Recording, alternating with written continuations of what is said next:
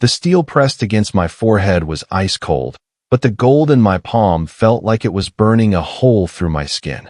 I didn't look at the barrel of the gun or the massive, tattooed man holding it. I looked straight into the glossy, dark eyes of the man kneeling in the mud before me. He was the collector, Lee Hyun-soo, the man who owned every skyscraper in Seoul, a man who traded in blood and shadows. Behind him, his bodyguards stood like statues of death, their hands twitching toward their holsters, faces twisted in shock. They couldn't understand why their king was bowing to a street rat. "It's not for sale," I whispered, my voice trembling but my hands steady. I held out the tarnished medal of valor, the only thing my father left me before the government erased his name. "I'm not a beggar. I'm a merchant. Take the medal and give me bread." Hyun-soo didn't reach for his wallet. He didn't even look at the medal. He looked at me, a 7-year-old girl in a hoodie 3 sizes too big, standing in a rainy alleyway with the courage of a dying soldier. He grabbed the lead bodyguard's wrist, forcing the gun away from my head, and his voice cut through the rain like a blade. "Put the weapons away. You don't point guns at royalty." He looked back at me, his eyes wet with a grief I didn't yet understand. "She isn't a beggar. From this moment on, she is a Lee. She is my daughter. Seoul doesn't have a heart. It only has neon lights and a long memory for those it wants to forget." For Haon, survival wasn't a choice. It was a marathon. She lived in the gray zones, the narrow alleys between the billion-dollar glass towers of Gangnam. At 7 years old, her world was measured in the temperature of the subway vents and the remaining life in her father's old military watch. While the elite of the city dined on gold-leafed steak, Haon was clutching a piece of history, a medal of valor. To the government, it was a mistake they wanted to bury. To the collectors, it was a relic. But to Haon, it was a hero's life, and she was about to trade it to the most dangerous man in Korea for a single loaf of bread. She didn't know that Lee Hyun-soo was looking for that exact medal. She didn't know that her father had died saving his. She just knew she was hungry. And the man they called the Devil of Seoul was the only one who looked like he knew how to keep a promise. Seoul doesn't have a heart. It only has neon lights that blind you so you can't see the people starving at their feet. For 7-year-old Haon, the city was a forest of cold glass and towering shadows. While the wealthy residents of Gangnam hurried home to heated floors and steaming bowls of jjigae, Haon's world was measured by the temperature of the subway vents. If the air coming up from the grates was warm, it was a good night. If the metal was cold, it was a night for shivering. She sat tucked behind a stack of discarded shipping crates, her small frame swallowed by an oversized, grease-stained hoodie that once belonged to her father. It smelled faintly of old tobacco and motor oil, scents she clung to because they were the only memories she had left. Her stomach groaned, a hollow, echoing sound that felt like it was carving her out from the inside. She hadn't eaten anything but a half-crushed pack of crackers in 2 days. Across the street, a bakery window glowed with a golden, agonizing warmth. The scent of fresh milk bread wafted through the humid night air, mocking her. Haon reached into the hidden pocket of her hoodie and pulled out her only treasure, the Medal of Valor. In the dim light of a flickering street lamp, the medal seemed to pulse with a life of its own. It was heavy, a solid piece of history that felt far too significant for her small, trembling hands. To the world, it was just a piece of metal, a relic of a forgotten war, a mistake the government had tried to bury along with the men who earned it. But to Haon, it was her father's soul. He had told her, before he left for that final mission, that as long as she held this, she was never truly alone. But honor doesn't fill an empty stomach. She looked at her reflection in a puddle, a ghost of a girl with a dirty face and eyes that had seen too much for a child. She was tired of being invisible. She was tired of being the girl people walked past without a second glance. The government her father died for had deleted his records, stopped his pension, and left his daughter to rot in the rain. "I'm sorry, Appa," she whispered, her voice cracking. She stood up, her legs wobbly from hunger. She knew who lived in the high-rise at the end of the block. Everyone knew. It was a fortress of black marble and tinted glass, guarded by men with eyes like sharks. They called the man inside the collector. They said he took things that didn't belong to him, that he held the city's secrets in his palm. Haon didn't care about his reputation.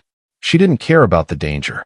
She clutched the metal to her chest, the sharp edges digging into her skin, and began to walk. She wasn't going there to beg for a coin or a scrap of bread. She was going to make a trade. She was going to offer the most precious thing in her world to the most dangerous man in Seoul, betting her life that a monster might recognize the value of a hero's sacrifice. Lee Hyun-soo didn't just own the streets of Seoul, he curated them. To the public, he was a ghost in a bespoke suit, a billionaire philanthropist with a faint scar and a gaze that could freeze boiling water. But in the underworld, he was the collector. He didn't just want money, he wanted leverage. He collected the debts of ministers, the secrets of judges, and the loyalties of men who had nowhere else to turn. He believed that everything in this world had a price, and everyone had a breaking point. Tonight, the rain was a cold, persistent drizzle that blurred the neon signs of the city into smears of electric blue and blood red. Hyun-soo sat in the back of his armored sedan, his fingers idly tracing the gold watch on his wrist, a rare piece that had once belonged to a man who tried to betray him. He was bored. The power he wielded felt heavy, a stagnant weight that offered no warmth. "Sir, there's a blockage in the alleyway," his driver, Kim, muttered, his hand instinctively moving toward the holster beneath his jacket. Hyun-soo looked out the tinted window. A small, shivering figure stood in the center of the narrow passage, illuminated by the harsh glare of the headlights. It was a child, appearing no larger than a discarded shadow in an oversized hoodie. Most people would have honked or driven around, but the collector felt a strange pull. There was something in the way the girl stood, feet planted, shoulders back, not with the desperation of a beggar, but with the resolve of a soldier. "Stop the car," Hyun-soo commanded. The door opened, and the humid, metallic scent of the city rushed in. His bodyguards stepped out first, their shadows stretching long and menacing against the brick walls. Kim drew his weapon, the click of the safety echoing in the quiet alley. He stepped toward the girl, the barrel of his gun aimed squarely at the center of her forehead. "Move, kid, or this is where your story ends," Kim growled. Haon didn't flinch. She didn't even blink. Instead, she reached into her pocket and pulled out a small, circular object that caught the light of the headlamps. "I'm not moving," she said, her voice small but piercingly clear. "I'm here to see the man who collects things. I have something he needs." Hyun-soo stepped into the light, his polished shoes splashing in the oily puddles. He signaled for Kim to lower the weapon, his eyes narrowing as he looked at the object in her palm. It was a medal of valor. His heart, usually a cold stone in his chest, gave a sudden, violent thud. He knew that medal. He knew the serial number etched into the back of it, because he had spent 15 years looking for its twin, the one his own father had been wearing when he was left to die in the mud. He dropped to one knee, ignoring the filth of the alleyway staining his $1,000 trousers. He was the most feared man in the country, yet he found himself lowering his head to meet her gaze. "Where did you get that?" he asked, his voice a low, dangerous rasp. "From a hero," she replied, her eyes calm and serious. "And now, I'm trading it to you. My father's honor for my life. Do we have a deal?" Hyun-soo stared at the medal, the rain-slicked gold reflecting a past he had tried to bury under layers of concrete and blood. His pulse hammered against his throat. This wasn't just a piece of history, it was a ghost. He looked at the girl, her face smeared with the soot of the city, and felt a surge of something he hadn't felt in decades. Pity. But more than pity, he felt a strange, jarring respect. "Kim," Hyun-soo said, his voice barely a whisper against the downpour. The bodyguard stepped forward, reaching into the inner pocket of his suit. He produced a thick envelope, heavy with the weight of high denomination one. He handed it to Hyun-soo, who held it out toward Haon. It was more money than a girl like her would see in 10 lifetimes, enough to buy a house, a future, and every loaf of bread in Seoul. "Take it," Hyun-soo said, his tone softening into a rare, gravelly kindness. "Take the money and keep your medal. Consider it a gift from a man who understands what it's like to have nothing." Haon looked at the envelope, then at the man kneeling in the dirt. For a second, the hunger clawing at her stomach almost won. She could see the edge of the cache, the promise of warmth and safety. But then her fingers tightened around the cold metal in her palm. She remembered her father's voice, telling her that honor was the only thing a person truly owned. With a sudden, sharp movement, she slapped the envelope away. The heavy stack of bills hit a puddle with a sickening splash, the paper soaking up the oily black water of the alleyway. "I told you," she said, her voice shaking with a sudden, fierce pride. "I am not a beggar. My father was a hero, not a charity case. If you want this medal, you buy it. You take the weight of it, and you give me what I asked for." The bodyguards gasped, their shadows tensing as they waited for the collector's wrath. No one threw money back at Lee Hyun-soo. No one insulted his generosity and lived to tell the tale. Kim's hand moved back to his holster, his eyes wide with disbelief. But Hyun-soo didn't move. He watched the money drift in the puddle, then looked up at the girl. She wasn't backing down. Her small frame was vibrating with cold and exhaustion, but her eyes were twin flames of defiance. She was offering him the only thing she had left in the world, and she was demanding he treat her as an equal. A slow, dark smile spread across Hyun-soo's face. Not the smile of a predator, but the smile of a man who had finally found something priceless. He realized then that he couldn't just buy the medal. To take it, he had to take her too. A fair trade, Hyun-soo murmured, reaching out and gently closing her small fingers over the gold one last time before taking her hand in his. "I don't just buy relics, little one. I protect them. You want bread? I'll give you a kingdom. But from this moment on, the medal stays with its owner. And you stay with me." The black sedan glided through the iron gates of the Caruso estate, a sprawling fortress of glass and obsidian that loomed over the city like a silent predator. For Hone, the transition was dizzying. One moment she was breathing the humid, exhaust-choked air of a rainy alley, and the next, she was being led into a world of clinical perfection and terrifying wealth. As the heavy doors of the foyer swung open, the air-conditioned chill hit her skin, making her shiver beneath her damp hoodie. The interior was a cathedral of white marble and minimalist art, so sterile and bright it made her eyes ache. But it wasn't the architecture that froze her in place. It was the people. Rows of staff, maids in crisp uniforms, guards with earpieces, and assistants holding tablets, stood in a perfect line, their heads bowed in practiced reverence for the master of the house. But as Lee Hyun-soo walked across the marble floor, the practiced silence of the estate shattered. He wasn't walking with his usual predatory gait. He was moving slowly, his hand resting gently on the shoulder of a small, dirty girl whose shoes left muddy, rhythmic tracks across the pristine floor. The collector, a man who once ordered a wing of a hospital cleared just so he could walk through in peace, was now personally guiding a street rat into the heart of his sanctuary. A housekeeper, a woman who had served the Lee family for 30 years and seen Hyun-soo at his most merciless, let out a sharp, involuntary gasp. Her eyes darted from the girl's matted hair and stained clothes to the look in Hyun-soo's eyes. It wasn't the look of a man who had found a new toy. It was the look of a man who had found a miracle. "Prepare the east wing," Hyun-soo commanded, his voice echoing off the high ceilings. "I want a doctor, a hot meal, and the finest clothes you can find for my guest." "Sir," the housekeeper stammered, her voice trembling. "The east wing it's been closed since your father's passing. We haven't." "Then open it." Hyun-soo cut her off, his tone brooking no argument. "The dust of the past has settled long enough. Tonight, this house has a pulse again." He turned back to Hone, who was staring up at a massive chandelier that looked like a cluster of falling stars. She felt small, a speck of dust in a palace of giants. But when he looked at her, the fear didn't take root. He didn't look at her with the pity she had seen from social workers or the disgust she had seen from tourists. He looked at her like she was the most valuable thing in the room. "This is a fortress, Hone," he whispered, loud enough only for her to hear. "The world outside tried to forget you. But inside these walls, no one will ever forget your name again."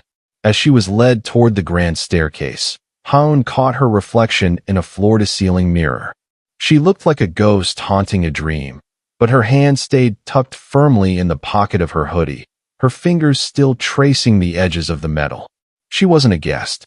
She was a merchant who had traded her solitude for a cage of glass, and as the collector watched her ascend, the staff realized that the master of the house hadn't just brought home a girl, he had brought home his heart. While Haun was whisked away to the east wing by a flurry of anxious maids, Hyunsu retreated to his private study. The room was a sanctuary of dark oak and heavy silence, filled with the artifacts of a life spent hunting for things that didn't want to be found. He didn't turn on the overhead lights. Instead, he sat at his desk, the small medal of valor resting on a velvet tray beneath a single high-intensity lamp. He pulled a jeweler's loupe from his drawer and held it to his eye. His breath hitched as the magnified gold came into focus.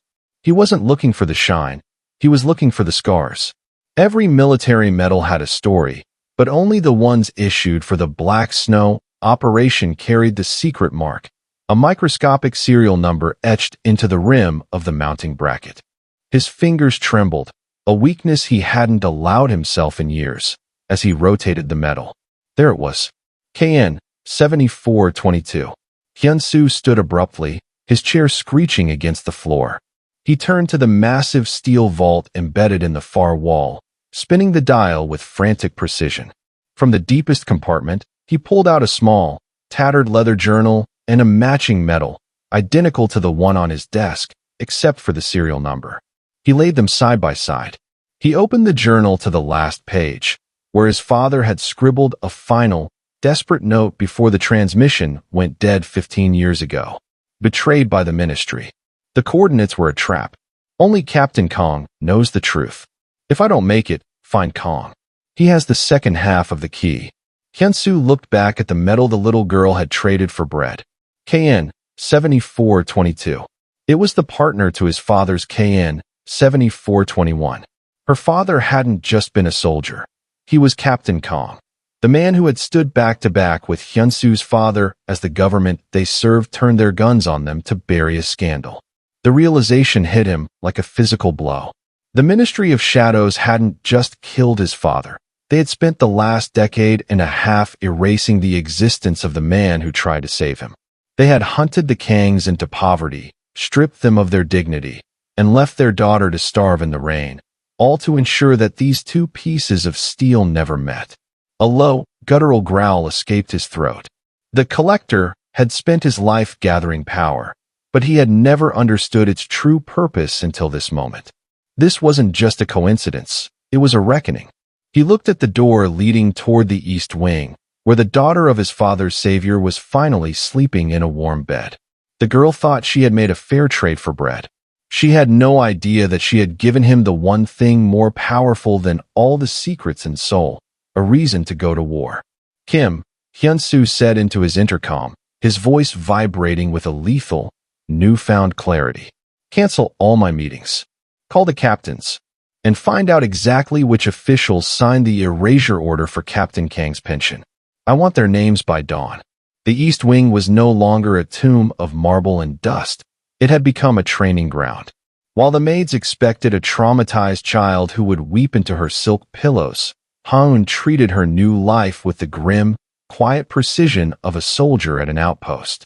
When the sun began to peek over the jagged skyline of Seoul, she was already awake. She didn't wait for the staff to tend to her. She had folded her expensive new blankets into perfect, sharp-edged rectangles, a habit born from watching her father prepare for inspection in the small, cramped apartment of her memory. Her presence in the house was like a pebble dropped into a still pond, the ripples reaching the most hardened men in the collector's employ. Kim, the lead bodyguard who had held a gun to her head only nights before, found her in the courtyard as he conducted the morning security sweep. She wasn't playing with the dolls the staff had bought her. Instead, she was standing in the center of the gravel path, her posture stiff and her chin high, watching the men move with a strange, analytical intensity. You should be inside, little one, Kim said. His voice lacks the gravelly threat it once held. It's cold. A soldier doesn't care about the cold, Haun replied without looking at him. Her eyes were fixed on the perimeter guards. The man on the north wall is leaning. He's looking at his watch too much.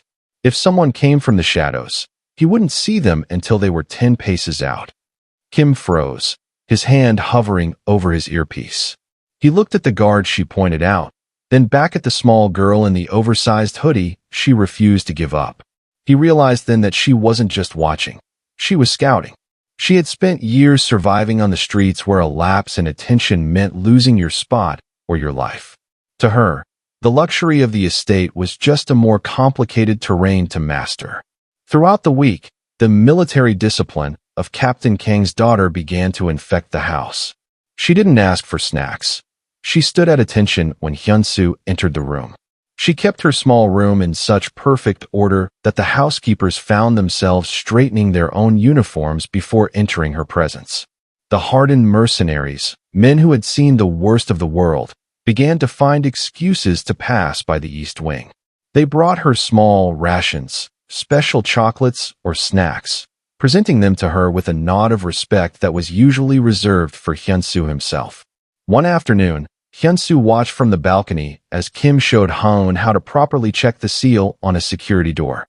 The girl listened with a grave seriousness, her small hand mimicking the movements. She wasn't just a child he had rescued. She was a legacy. She carried the ironclad spirit of the man who had saved his father, and in doing so, she was doing something Hyun-soo never thought possible. She was earning the soul of his empire. The men weren't protecting her because they were paid to. They were protecting her because she was the only thing in their world that was truly brave. The collector realized then that he hadn't just brought a girl into a fortress. He had brought a commander into a den of wolves, and the wolves were finally learning how to follow. The peace of the fortress was shattered not by a sound, but by the absence of one. At precisely 3 in the morning, the hum of the estate's secondary power grid died, plunging the East Wing into a suffocating, velvet darkness. Hoon sat bolt upright in bed, her heart hammering against her ribs like a trapped bird. She didn't scream. She didn't reach for a light. Instead, she slid out of bed and into the crawl space behind the heavy oak wardrobe, just as her father had taught her to do during the quiet drills of her childhood. The heavy thud of a tactical boot hitting the floorboards echoed through the room. A beam of infrared light cut through the dark, sweeping over the empty bed. These weren't common street thugs. They moved with the synchronized, lethal efficiency of a government hit squad. They were the cleaners from the Ministry of Shadows, sent to retrieve the evidence and erase the girl who dared to hold it. Target not in sight. A muffled voice whispered into a comms unit. Find the metal. Execute the girl on contact. From her hiding spot, Hoon watched through a sliver of wood as a man in a matte black tactical vest tore through her belongings. He tossed aside the new clothes and the dolls, his movements frantic. But he didn't find the metal. Hoon had stitched it into the lining of her old, tattered hoodie, the one she kept balled up beneath her pillow. Suddenly, the bedroom door exploded off its hinges. The dark room was illuminated by the strobing muzzle flashes of an automatic weapon. Lee Hyun-soo roared into the room, his silk shirt open, his face a mask of primal fury. He didn't look like a businessman or a collector. He looked like a god of war. Behind him, Kim and the other guards flooded the wing, the narrow hallway turning into a kill zone of crossfire and shattering glass. Hyun-soo didn't dive for cover. He moved toward the wardrobe with a reckless desperation, his bullets finding the marks of the intruders with terrifying precision. He grabbed the nearest assassin by the throat, slamming him against the wall with enough force to crack the plaster. Where is she? Hyun-soo's voice was a low, vibrating growl that promised a slow death. I'm here, a small voice whispered. Hoon crawled out from the shadows, clutching her hoodie to her chest. In the chaos of the smoke and the smell of spent gunpowder, she looked at Hyun-soo. She wasn't crying. Her face was set in that same calm, serious expression she had worn in the alleyway. Hyun-soo scooped her up with one arm, shielding her body with his own as the remaining ministry agents retreated into the night. He felt her trembling, but when she looked up at him, she didn't ask if she was safe. She reached into her hoodie, pulled out the gold medal, and pressed it into his hand. They wanted this, she said quietly. But they can't have it. It belongs to us now. Hyun-soo gripped the metal, his knuckles white. The ministry had made a fatal mistake. They had invaded his home to steal a secret, but all they had done was confirm that the war had truly begun. He looked down at the girl in his arms, the daughter of the man who had died for his family, and made a silent vow. The ministry had tried to turn her back into a ghost, but he was going to make sure they were the ones who vanished. The grand hall of the Blue Pavilion was a cathedral of deception. Beneath chandeliers that dripped with diamond-cut crystal, the very men who had signed the orders to erase Captain Kang's legacy were now sipping vintage champagne. It was the ministry's annual gala, a celebration of national security, where the air was thick with the scent of expensive cologne and the rotting stench of corruption. When the heavy oak doors swung open, the room fell into a sudden, vacuum-like silence. Lee Hyun-soo entered first, a predator in a suit of midnight silk. He looked as dangerous as the rumors suggested, his gaze sweeping the room like a blade. But it wasn't the mafia boss who stopped the breath of the ministers. It was the girl at his side. Haun moved with a quiet, terrifying grace. She wore a dress of deep crimson velvet, the high collar and long sleeves expertly tailored to hide the bandages and the fresh scars from the ministry's failed hit. Her hair was pulled back in a sleek, disciplined bun, revealing a face that was no longer smudged with alleyway soot, but glowing with an icy, regal resolve. Pinned squarely over her heart was the Medal of Valor. The gold caught the light of the chandeliers, throwing sparks of defiance across the room. To the uninitiated, it was a beautiful accessory. To the men in the ministry, it was a ticking time bomb. Is that Minister Choi, the man who had authorized the Black Snow betrayal, whispered, his face turning the color of ash. Hyun-soo didn't go to the bar. He didn't seek out the hosts. He led Haun directly to the center of the ballroom floor, where the floor was polished to a mirror finish. Every eye in the room followed them, a sea of predators realizing they had just let a lioness into their den. "Don't look at the floor, Haun," Hyun-soo murmured, his voice a low vibration that only she could hear. "Look at their eyes. See the fear? That is the sound of their world ending." Haun lifted her chin. She remembered the cold subway vents and the smell of her father's old hoodie. She remembered the way the government had tried to turn her into a ghost. She didn't feel like a child anymore. She felt like an envoy of justice. As they reached the head table, Hyun-soo stopped. He didn't bow. He didn't offer a hand. He simply stood there, a towering shadow of protection over the small girl who held the evidence of their crimes on her chest.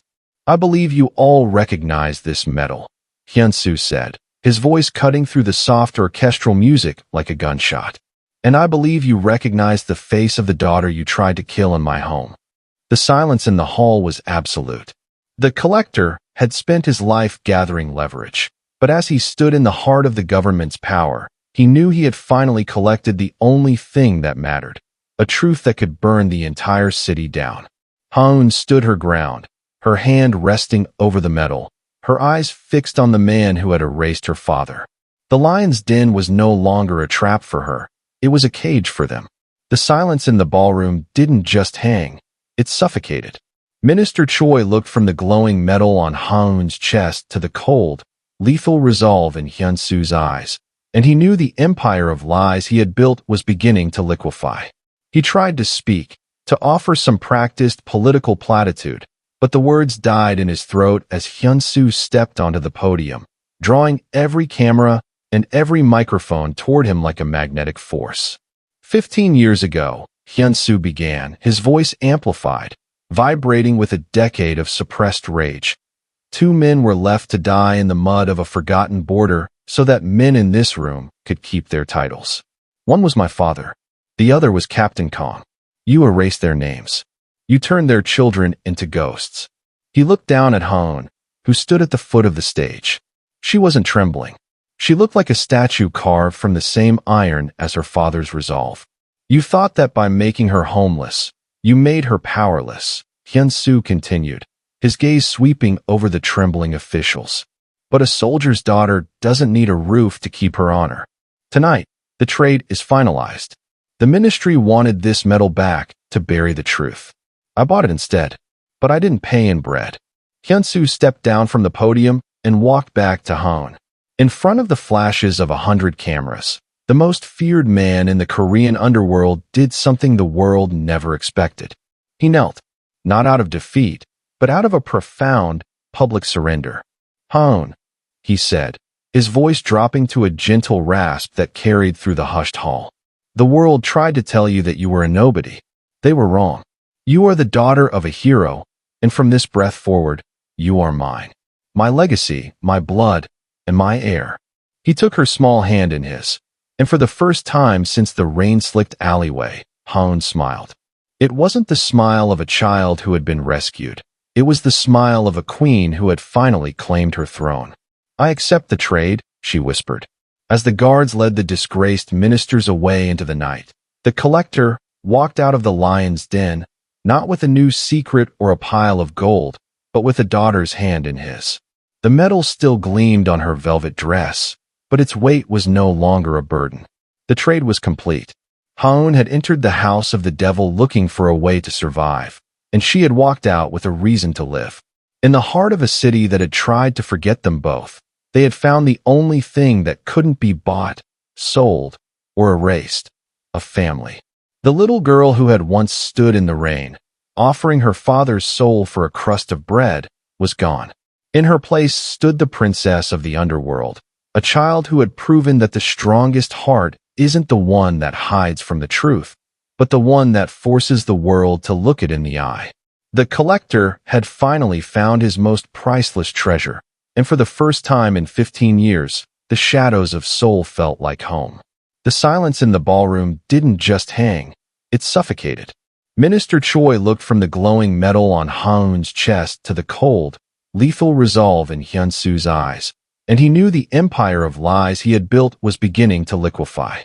He tried to speak, to offer some practiced political platitude, but the words died in his throat as Hyunsu stepped onto the podium, drawing every camera and every microphone toward him like a magnetic force. 15 years ago, Hyunsu began, his voice amplified, vibrating with a decade of suppressed rage. 2 men were left to die in the mud of a forgotten border so that men in this room could keep their titles. One was my father. The other was Captain Kong. You erased their names. You turned their children into ghosts. He looked down at Haon, who stood at the foot of the stage. She wasn't trembling. She looked like a statue carved from the same iron as her father's resolve. You thought that by making her homeless, you made her powerless, Hyunsu continued, his gaze sweeping over the trembling officials. But a soldier's daughter doesn't need a roof to keep her honor. Tonight, the trade is finalized. The ministry wanted this metal back to bury the truth. I bought it instead, but I didn't pay in bread. Hyunsu stepped down from the podium and walked back to Haon. In front of the flashes of 100 cameras, the most feared man in the Korean underworld did something the world never expected. He knelt, not out of defeat, but out of a profound public surrender. "Haon," he said, his voice dropping to a gentle rasp that carried through the hushed hall. "The world tried to tell you that you were a nobody. They were wrong. You are the daughter of a hero, and from this breath forward, you are mine. My legacy, my blood, and my heir." He took her small hand in his, and for the first time since the rain-slicked alleyway, Haon smiled. It wasn't the smile of a child who had been rescued. It was the smile of a queen who had finally claimed her throne. "I accept the trade," she whispered. As the guards led the disgraced ministers away into the night, the collector walked out of the lion's den, not with a new secret or a pile of gold, but with a daughter's hand in his. The metal still gleamed on her velvet dress, but its weight was no longer a burden. The trade was complete. Haon had entered the house of the devil looking for a way to survive, and she had walked out with a reason to live.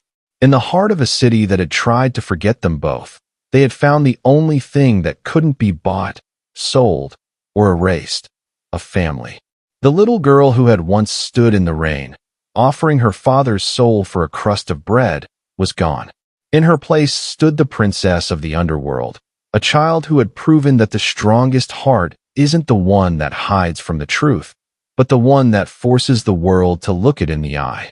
The collector had finally found his most priceless treasure, and for the first time in 15 years, the shadows of Seoul felt like home.